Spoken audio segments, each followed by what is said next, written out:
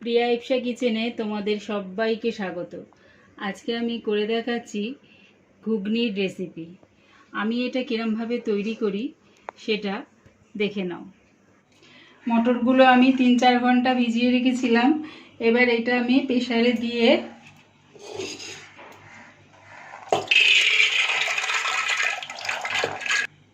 তিনটে সিটি দিয়ে নেব। এর মধ্যে এখন একটু আন্দাজ করে নুন দিচ্ছি আর দিচ্ছি হলুদ গুঁড়ো।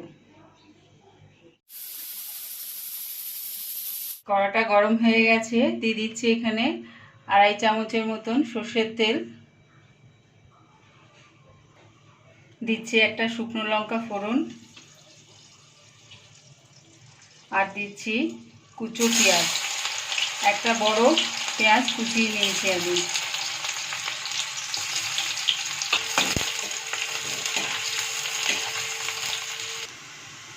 পেঁয়াজটা একটু লাল লাল ভাজা হয়ে গেছে। এবার দিয়ে দিচ্ছি একটা মাঝারি সাইজের টমেটো কুচিয়ে।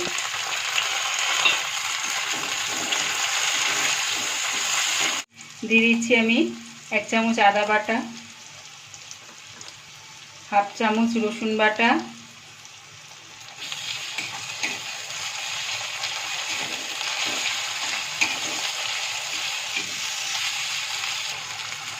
অল্প একটু হলুদ গুঁড়ো।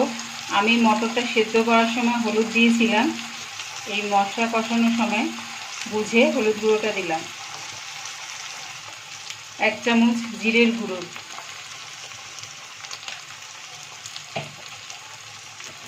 আর দিচ্ছি 1/2 চামচের মতো লঙ্কার গুঁড়ো। মশলাটা কষানোর জন্য একটু জল দিয়ে দিচ্ছি।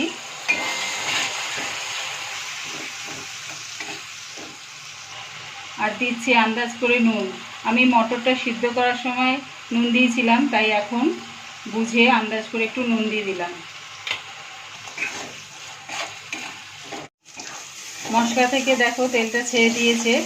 এবার আমি দিয়ে দেবো নুন হলুদ দিয়ে সেদ্ধ করা ঘুগনির মটরগুলো।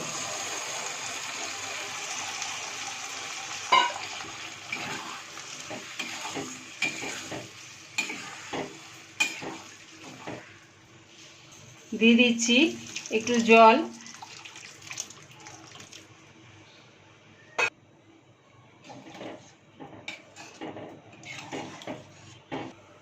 দুটো চেরা কাঁচা লঙ্কা দিয়ে দিলাম এর মধ্যে।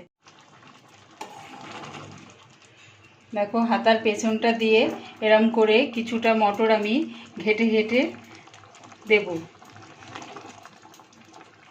হয়ে গেছে, এবার আমি এটা নামিয়ে দিচ্ছি।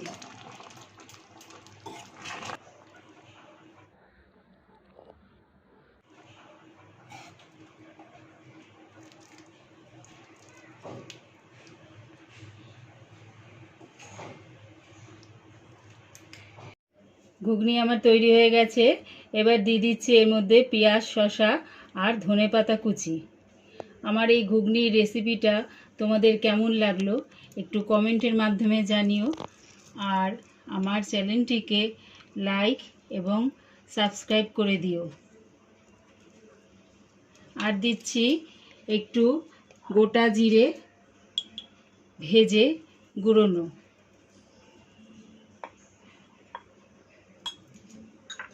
আর একটু তেঁতুলের পাল্প।